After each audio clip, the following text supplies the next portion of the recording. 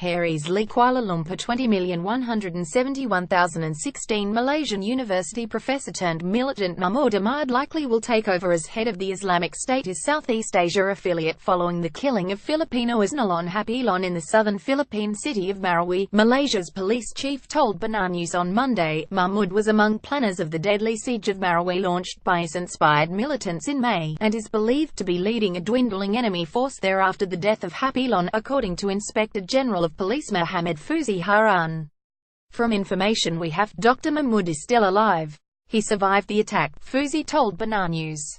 A second militant leader, Omar Khayyam Mote, was killed with Hapilon in a pre-dawn clash in Marawi on Monday, Philippine military officials confirmed. Hapilon, a leader of the southern Philippine militant group Abu Sayyaf ASG, which is notorious for taking people hostage for ransom, became chief of IS's regional branch last year. Mahmud, 39, has been described as the money man who financed the ongoing Marawi attack and trained at al-Qaeda camps in Afghanistan in the 1990s while studying at Islamabad Islamic University.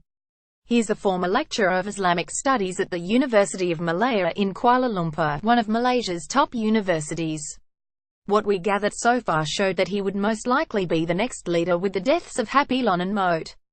He will be taking over the leadership," Fuzi said.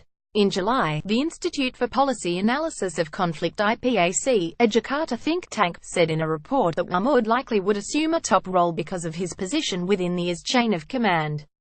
Dr. Mahmud appears to be senior to anyone operating in Indonesia, meaning whatever the intergroup frictions, all recognize a chain of command within the ISIS hierarchy that they are obliged to obey by virtue of their oath. According to the IPAC report, Marawi, the East Asia Wilayah and Indonesia, which referred to Islamic State by another acronym.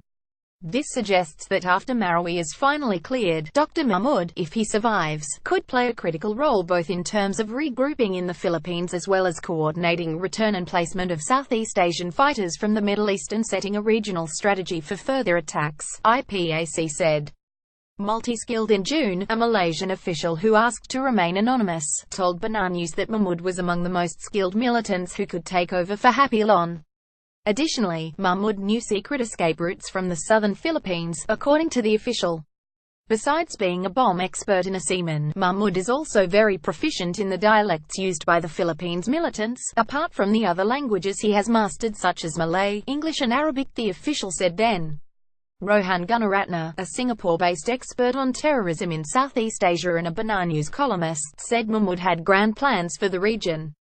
Mahmud planned to develop the eastern Malaysian state of Sabah as a transit point for South Asian and Southeast Asian recruits to train and fight in the Philippines, Gunaratna wrote in a June column.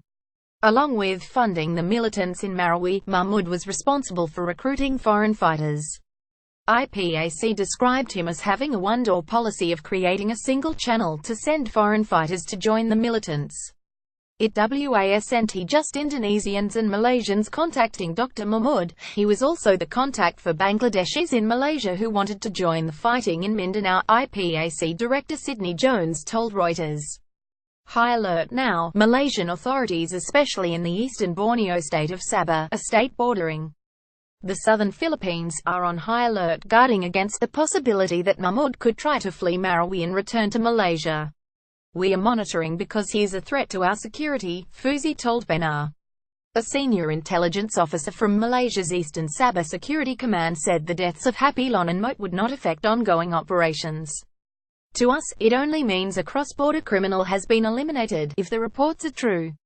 But this does not mean we can let our guard down as usually another leader crops up to take over," the official, who declined to be named, told Benar News. In the nearby southern Philippines, Abu Sayyaf has been quiet on kidnappings lately as members battled the Philippine military in Marawi, but other ASG commanders who were not involved may turn to Sabah to replenish funding, the official said. Malaysia, Indonesia and the Philippines joined forces this year in launching coordinated sea and air patrols to stop ASG from kidnapping boat crews and holding sailors for ransom. "This happens when they are in need of money to buy weapons, so we cannot afford to relax," the official said. Colin Forsyth in Kota Kinabalu, Malaysia, and Benar News staff in Manila and Marawi, Philippines, contributed to this report.